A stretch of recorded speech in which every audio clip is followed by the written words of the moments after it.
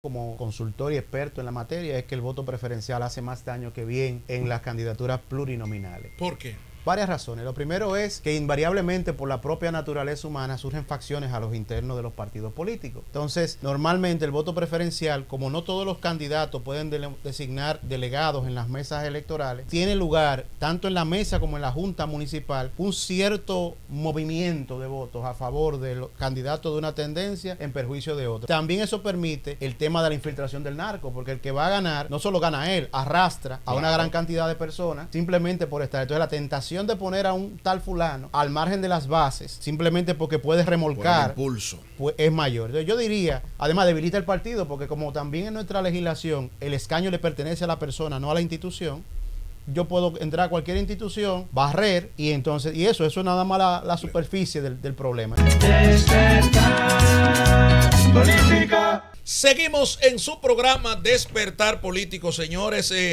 Hablar con un amigo de la universidad y hoy verlo como gran profesional, escritor, una persona de bien, para mí es un gran orgullo. Manuel Moisés Montaz, que está con nosotros en el día de hoy, mi hermano del alma, que está, bueno, no hablemos de ese tema, por favor, de ese tema de la universidad. De esos años. Me recuerda la edad. Entonces, como yo soy un hombre joven de 30 años, usted también, me recuerda aquellos tiempos de la universidad. Manuel Moisés Montaz, la voluntad del poder, los partidos y la democracia que necesitamos. Bienvenido, querido hermano, a esta plataforma Despertar Político. Gracias por este presente y este programa es tuyo. Muchísimas gracias, Linares, a ti, a todo el equipo y al público que nos acompaña por recibirnos hoy para hablar a propósito de este libro que recientemente fue puesto en circulación en un emotivo acto, encuesta, Centro del Libro, y también en Amazon a nivel internacional, entre otros espacios como la Cumbre de Comunicación Política. La voluntad del poder o la voluntad de poder, los partidos y la democracia que necesitamos. ¿Qué tú tratas en este libro? ¿Cómo no? La voluntad de poder es un libro que introduce la idea del poder y con ella de la debilidad, y demuestra cómo la debilidad se apodera primeramente de los liderazgos políticos y luego de las instituciones y el Estado a través de aquellas.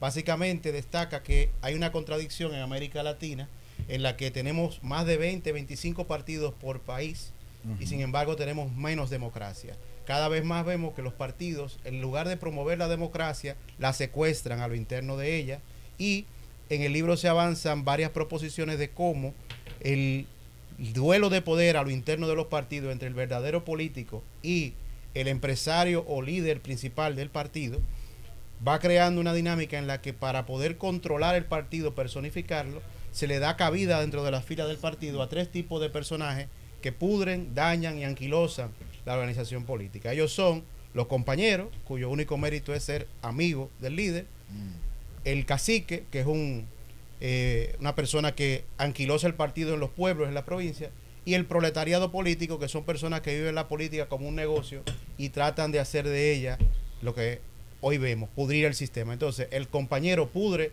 o debilita al líder, el cacique pudre las estructuras del partido, de eso podemos elaborar, claro, y el proletariado pudre el sistema. Cuando tú te refieres a la podredumbre de las cúpulas o de las estructuras del partido, ¿a quién tú le cargas esa responsabilidad? ¿Al líder o al proletariado político, como tú le llamas? Mira, yo se la cargo a la debilidad. Nosotros partimos de la premisa de que el poder es la capacidad de materializar la voluntad. Entonces, ¿qué pasa?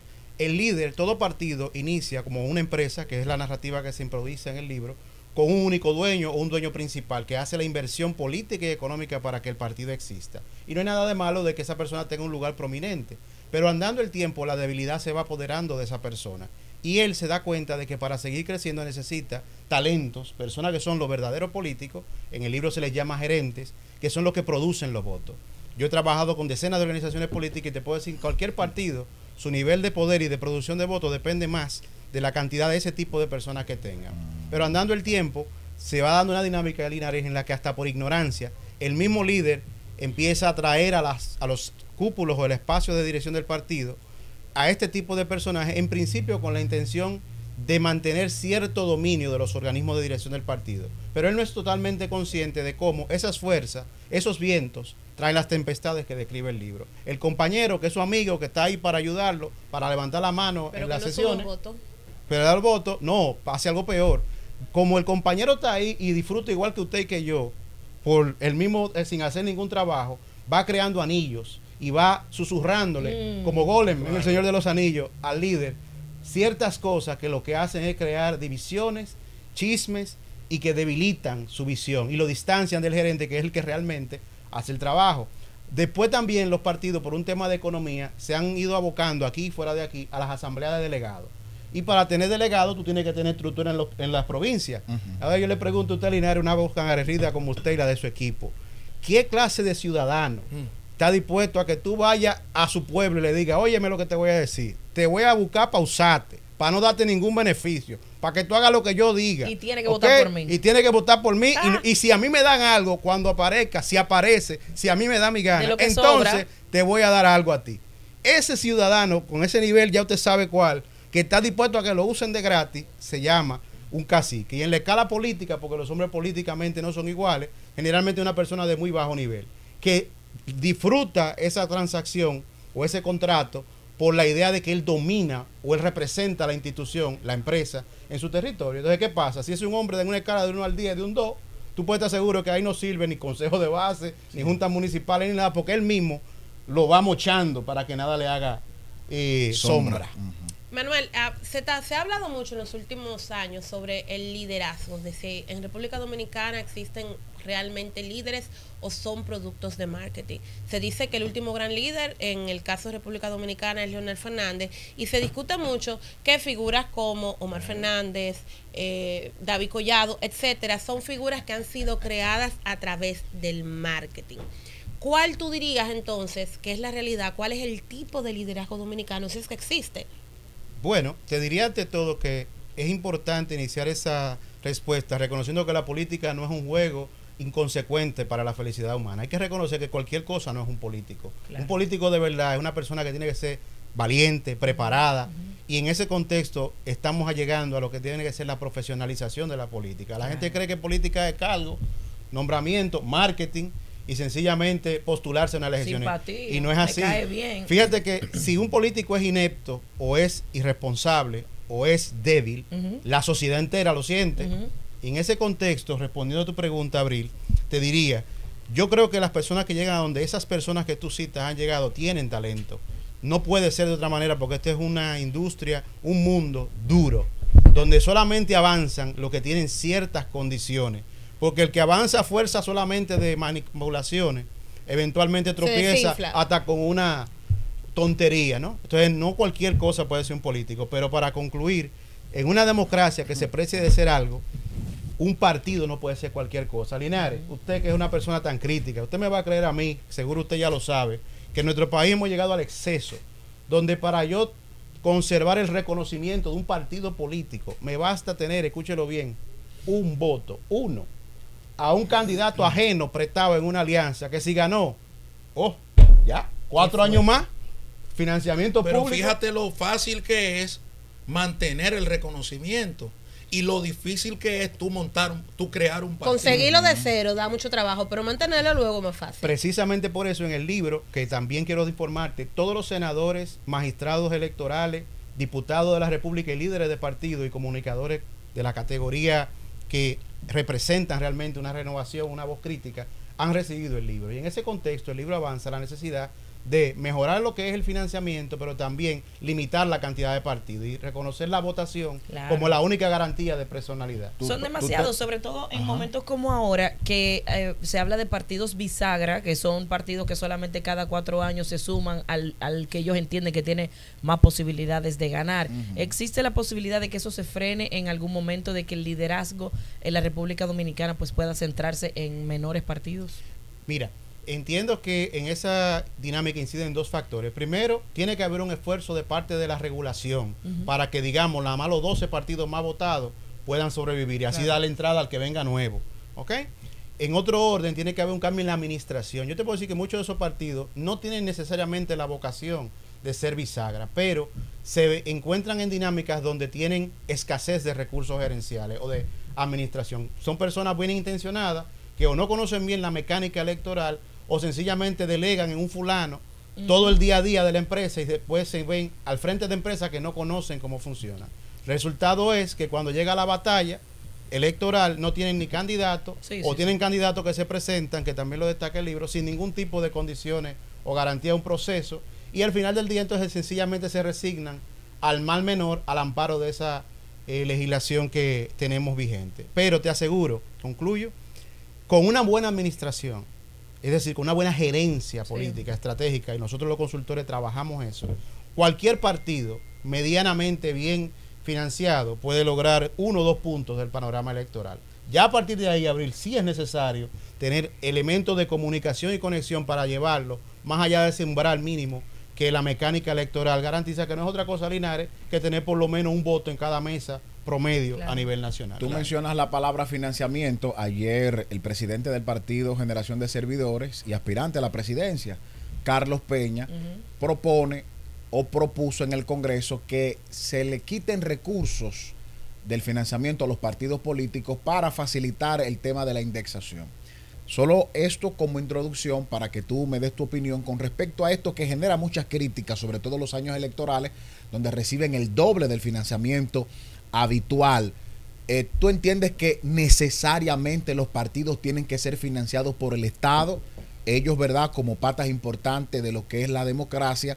¿Y por qué el financiamiento que existe en la actualidad no ha sido suficiente como para frenar el dinero ilícito, sobre todo en las campañas políticas? Bueno, atendiendo a tu pregunta, respondería inmediatamente que sí. Yo entiendo que la democracia y la participación democrática tiene costes. Y que en la medida de que tengamos un sistema de financiamiento a los partidos políticos con una regulación como la que se propone en nuestro libro, tú puedes tener un sistema más competitivo.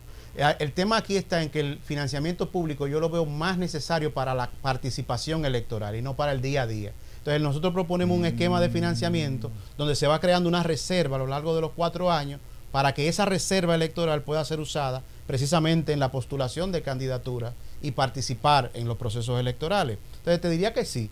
Yo creo que el financiamiento de los partidos políticos es un componente importante y la media normalmente anda por el 0.5% del PIB. Ahora, ¿por qué no avanza más o no se usa mejor? Porque tenemos la contradicción de que la Junta Central Electoral, que es la encargada de normar eso, depende precisamente de los partidos para normarlo. Entonces, los partidos quieren libertad, pero la Junta no puede ir más allá de lo que la ley le dispone. Entonces, tiene que haber un diálogo, tiene que haber un rediseño del sistema de tal manera que ese dinero exista, pero se use mejor. Con respecto a lo otro de la financiación del narco, entiendo también que tiene mucho que ver. Ha habido avances, hay que reconocerlo. Por ejemplo, nosotros que participamos en la coalición, el proceso electoral pasado, se requiere una gran cantidad de documentación y se hace algún esfuerzo que antes no se hacía. Ahora, ¿por qué entra el narco? Precisamente por la debilidad que lleva a las personas a entender que política es financiamiento. Dinero. Te puedo asegurar, en Santo Domingo, la provincia de Santo Domingo y otras, una persona que no tenga una buena gerencia electoral puede gastar millones de pesos y no produce 100 votos. Sí, pero mira qué pasa, por ejemplo. Eso es cierto, pero en política la mentira muchas veces se va colocando mediáticamente hasta convertirse en verdad. Muchas veces se dice que la mentira repetida no se convierte en verdad porque es mentira. En política no es así. Lo primero es el filtro de la convención interna del partido, que tú acabas de decir que los partidos, con parte de del debilitamiento de los mismos, hace que ya te vayan a asamblea de delegados. Y el padrón guardado hasta el último momento. padrón guardado hasta el último momento. Eso es una debilidad institucional y democrática. Entonces, en una convención, que es el primer paso, Joyce está compitiendo, pero no ha gastado un peso en publicidad, que es bastante cara. Tiene una buena estrategia electoral porque ya ha montado toda esa estructura electoral, pero sin embargo el que puede hacer la estrategia publicitaria, que es una mentira primariamente, pero va colocándose en verdad, te lo colocan en primer lugar en las encuestas. Resulta que esa persona no hay ningún filtro y esa persona gana un proceso interno. Ya tiene un derecho adquirido. No hay forma de tú eliminar esa candidatura en el tiempo. ¿Por qué? Porque entonces el costo político, ya en la política como tal, sería muy, muy alto. Entonces, ¿qué ocurre diariamente? Que eso lo provoca el voto preferencial. Ese voto preferencial es lo que trae como consecuencia esa distorsión. ¿Tú crees que ese voto es beneficioso para el país o es perjudicial? Mi particular apreciación como consultor y experto en la materia es que el voto preferencial hace más daño que bien en las candidaturas plurinominales. ¿Por qué? Varias razones. Lo primero es que invariablemente por la propia naturaleza humana surgen facciones a los internos de los partidos políticos. Entonces, normalmente el voto preferencial, como no todos los candidatos pueden designar delegados en las mesas electorales, tiene lugar, tanto en la mesa como en la junta municipal, un cierto movimiento de votos a favor del candidato de una tendencia en perjuicio de otra. Eso no es nada desconocido a lo que estamos entendidos en esta materia. Entonces, ¿qué sucede?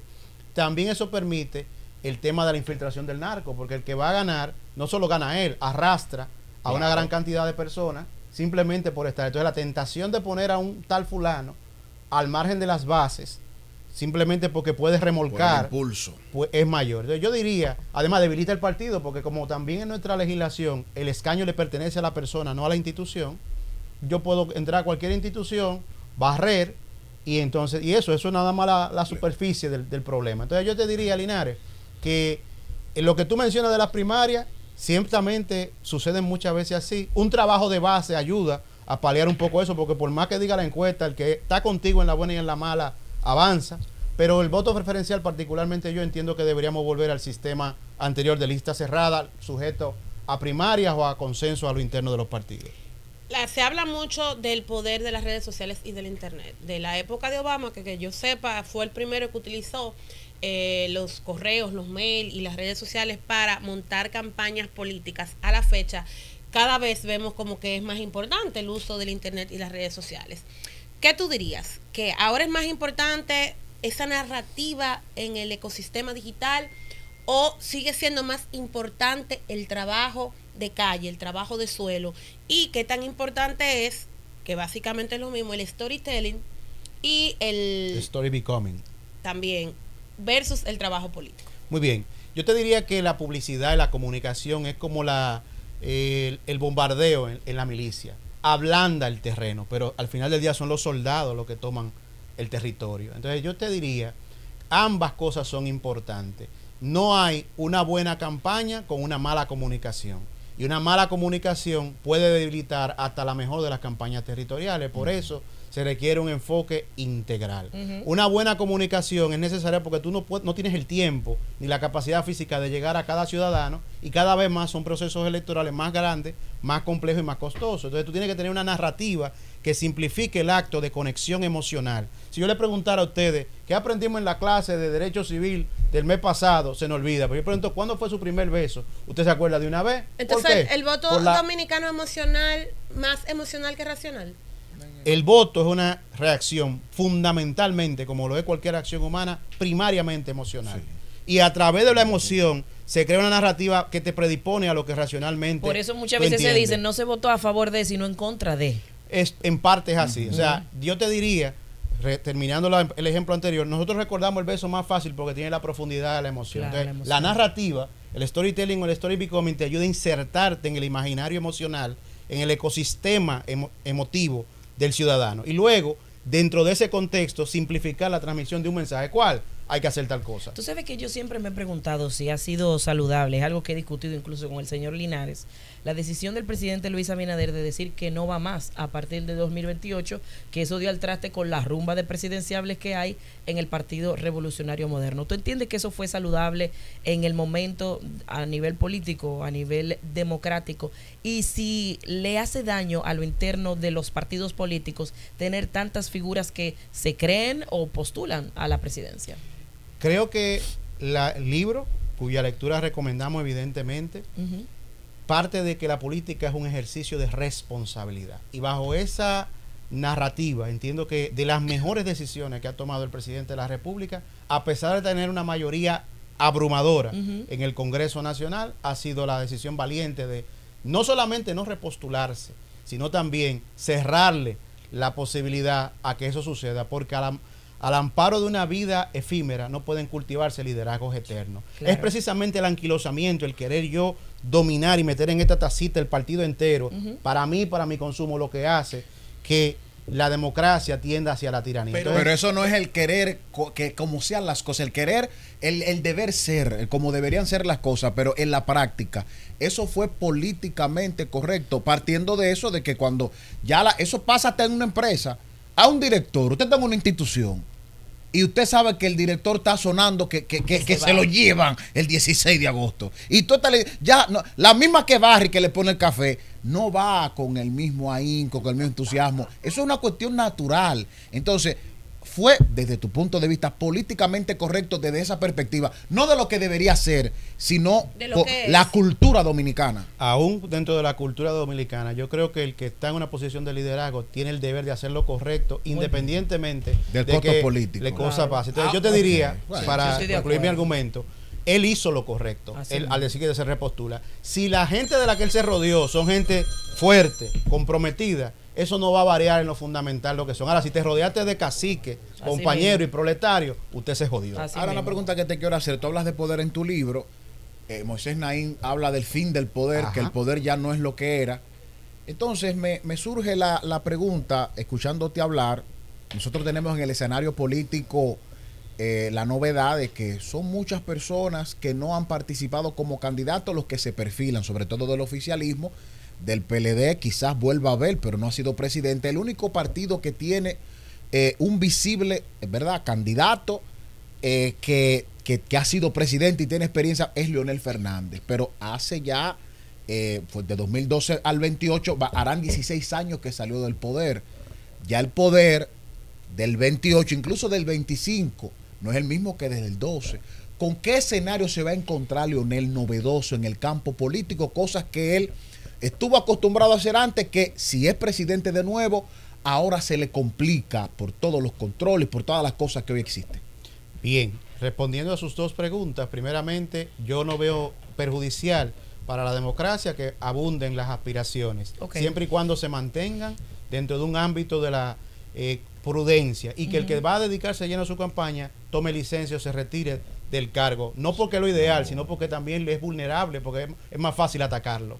Dicho esto, en cuanto a Leonel Fernández, concurro con Moisés Naín, que de hecho, al igual que los tres padres de la democracia dominicana, uno de los invitados en el libro, de que el poder que se va a encontrar Leonel Fernández es más pequeño y por lo tanto más necesario la figura de los gerentes, de los políticos y los profesionales capaces. ¿Por qué? Porque ahora hay más instituciones, hay más regulaciones, hay más exposición, entonces ya no es esto es lo que va, sino que hay que tener más piezas en el tablero. Yo te diría que es un reto todavía más grande, al punto de que hay muchas personas que se preguntan ¿para qué quiere volver esta persona que ya lo fue, que ya tuvo la oportunidad?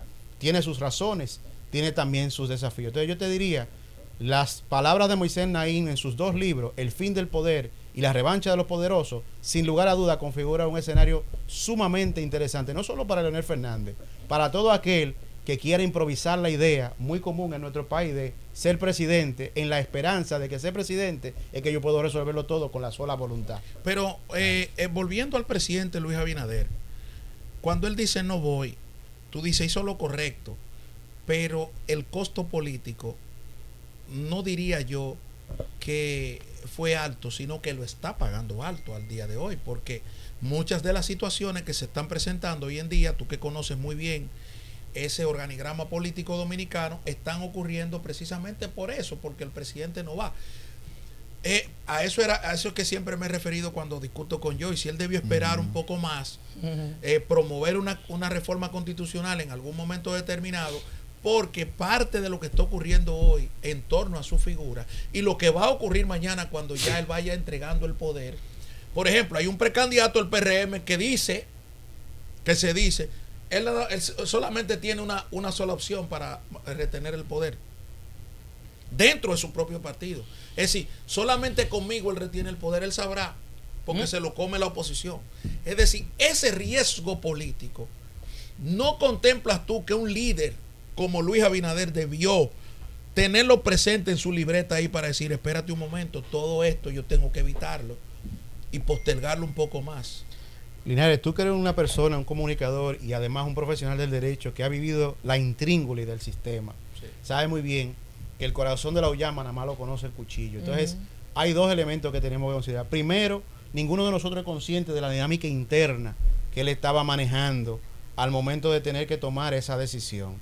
Lo que yo sí puedo decir de buena fe es que a mí me da la impresión de que esta es una persona capaz, bien asesorada, y que si tomó esa decisión, más que atribuírselo al hierro, tenemos que atribuírselo a alguna otra razón de fuerza mayor. Ahora, donde sí yo concurro contigo, Linares, es que al haber tomado esa decisión, sea en el momento o no más prudente, ya Dios y las circunstancias dirán, él tiene ahora un compromiso todavía más grande de vigilar que al haber tomado esa decisión no se descarrile la maquinaria del gobierno por estar algunos fuera de tiempo o por debilidad o por maña haciendo lo que no debe. Entonces, ahora la mano dura de un gobierno es que se tiene que sentir, no solamente resolviendo los problemas nacionales que quedan para salir de manera airosa, sino también poniendo en su lugar a las personas que son irresponsables, como vimos con el tema del apagón, porque cómo es posible que un metro se quede parado o que un país entero sin luz por una tontería, para afuera y con consecuencias. ¿Qué tema mueve los votos? Lo pregunto porque Linares habla mucho de los temas naturales que se supone que deberíamos tratar los políticos, pero lo que hemos aspirado sabemos que tú vas a un barrio y le dices lo que tú sabes que estadísticamente son los problemas de ese barrio y la gente cuando viene a ver está en otra cosa o ni siquiera está consciente de que su problema no es lo que ellos piensan, sino otra cosa. Entonces, cuando uno monta las campañas, a veces es medio difícil tú determinar cuál va a ser tu discurso, lo que realmente necesita la gente versus lo que la gente cree que necesita. Entonces, ¿qué es lo que realmente estadísticamente mueve a la gente? Seguridad, corrupción, falta de empleo, falta de salud, educación, migración. ¿Cuáles deberían de ser los temas? La gente no se mueve, a mi entender, solamente o primariamente por temas. Se mueve por la conexión emocional que siente con la persona que te representa en el territorio. Cuando yo en la campaña pasada me pusieron el reto, mire, hay que buscar una boleta en Santo Domingo Norte. Un político capaz o un consultor preparado llega a Santo Domingo Norte y ve quién es la persona que tiene la influencia. El carisma. Y el carisma. Y el conocimiento te dice, este es un productor, este no. Entonces, cuando tú conectas con esa persona y incorporas y reclutas, esa sola persona te puede producir miles de votos. Sí. Cada vez, no solamente en Santo Domingo Norte, en todo el país. Entonces, no es un tema nada más de narrativa o de mensaje. Es un tema de definir claramente cuál es tu objetivo y a la luz de ese objetivo seleccionar el hombre, la mujer correcta para el trabajo específico, y eso es el trabajo de nosotros los consultores. Y eso no se trabaja porque hemos tenido candidatos que en su momento fueron considerados desabridos. Podemos poner el ejemplo del presidente Abinader, que durante años le decían la Tayota y hoy es un político formidable, que tiene una comunicación estratégica increíble, pero él tardó 12 años en crear esa imagen, mal contado. Desde que aspiró la primera vez a la fecha fueron casi 12 años. Entonces, ¿se puede fabricar esa conexión con la gente? Mira, una cosa es el candidato y otra cosa son los productores de voto, la estructura. La estructura necesitamos personas competentes. Los partidos no necesitan gente, necesitan dirigentes de capacidad. Entonces, a la luz de los dirigentes de capacidad, ese candidato, sus poderes, sus atributos se magnifican y conectan con ese electorado de una manera mejor. Entonces, sí, se puede mejorar. Y claramente Abinader es un ejemplo de eso, como lo han sido muchos otros líderes. Que de hecho se mantiene por encima del Pero partido. te puedo dar ejemplo contrario. Hay gente que son muy capaces, muy inteligentes y no mueven 2 votos. ¿Por qué? Porque el voto no es cómo tú hablas, lo que tú dices, es cómo la gente se siente contigo. Y la gente se siente contigo por cómo tú conectas directamente con ellos o cómo la gente tuya, los dirigentes. Menciona su nombre ahí. No se preocupe. Del corte. Mire, último de mi parte, Manuel. Tú como consultor político, eso es seguro que tú manejas encuestas internas de trabajo. Una que se publicó recientemente, hace de media, pone al PLD en un segundo lugar por encima de la Fuerza del Pueblo. En los números tuyos, ¿en qué posición están los 3 partidos mayoritarios? Mira, sobre ese particular hay que atender primeramente a que la política hoy es multinivel. No es la misma la realidad al nivel presidencial que a nivel del Senado o de otro. Diputados o incluso alcaldía. El poder se configura. Te puedo adelantar que en los niveles plurinominales, sobre todo Congreso, lo que se anticipa es que vamos a tener uno de los congresos más competitivos de los años 90, porque ya nadie va a tener una mayoría clara. Ahí va a haber que colar café bien claro. O sea, que el PRM va a perder muchos escaños. Es ahí. muy probable que haya una reconfiguración a favor de la oposición en el Congreso. Eso no es porque lo digamos, es que es lo natural, es lo natural. y se prevé. Además, en este orden de ideas, en cuanto a lo que tú dices de la encuesta, que yo también la recibí, y sin negar que siempre todas las encuestas pueden tener cierto manejo, no cabe ninguna duda de que esa encuesta dio 2 puntos que son para mí notables. El primero, en cuanto a marca, en cuanto a partido, la marca, ¿okay? El poder de la franquicia. El PLD es la segunda franquicia más valiosa del país. Yo creo que ese es un argumento que tiene mérito, porque todavía la otra franquicia no ha subido a ese nivel. A pesar de que Leonel quedó en segundo lugar con casi un 30. Por supuesto, pero porque una cosa es Leonel, el candidato, el producto, y Omar, que son productos electorales en este contexto. Y otra cosa es la marca Fuerza del Pueblo. Sácale a Leonel y Omar a la Fuerza del Pueblo y notarás un notable impacto. Fíjate que el PLD está en una posición que está no por necesariamente la fortaleza de los precandidatos presidenciales. Exacto. En ese sentido estoy de acuerdo. Me parece que la marca todavía vale mucho. Al PRM le pasa algo parecido, porque volvemos a lo mismo. Luis Abinader, al estar siempre por encima del partido, él arrastró mucha gente en ambas elecciones, además de las situaciones que se sabe que había en el país y la división del PLD. Pero todavía hoy, aún con el desgaste, Luis Abinader sigue apareciendo por encima del PRM. Ese debilitamiento a nivel congresual tiene que ver con eso, de que como ya Luis no va, entonces falta toda, y no se ha determinado la posible figura, eso está haciendo que sea menos fuerte a nivel congresual. No, tiene que ver varios elementos. El tema del congresual no tiene tanto que ver con el presidente como con el trabajo de base y de campo que hacen los propios legisladores. Cuando una persona llega al poder, por lo general, si no está verdaderamente comprometido con la causa y con lo que el poder verdaderamente es, se distancia de su base electoral y del pueblo. Entonces ya no coge la llamada, ya no resuelve, porque ya llegó, ya no te necesita.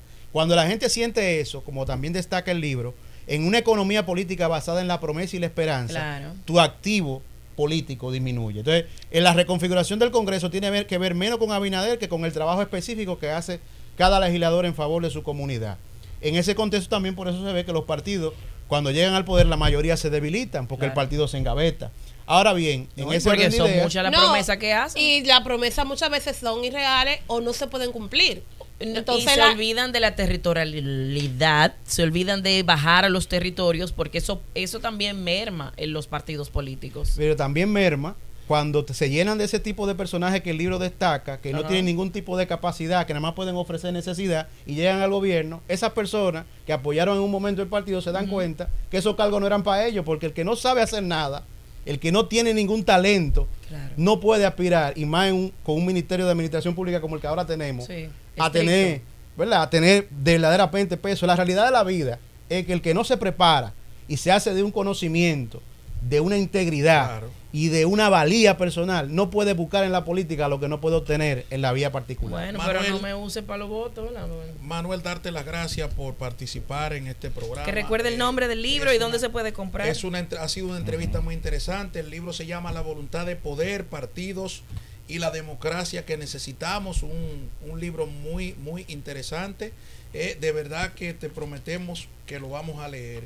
Y con todo esto que tú has dicho, es importante que los líderes políticos entiendan que Manuel está hablando de una realidad político-electoral, de una realidad político-social, y que de verdad influye mucho en nuestra cotidianidad. De verdad, Manuel, gracias por esta invitación. Participación.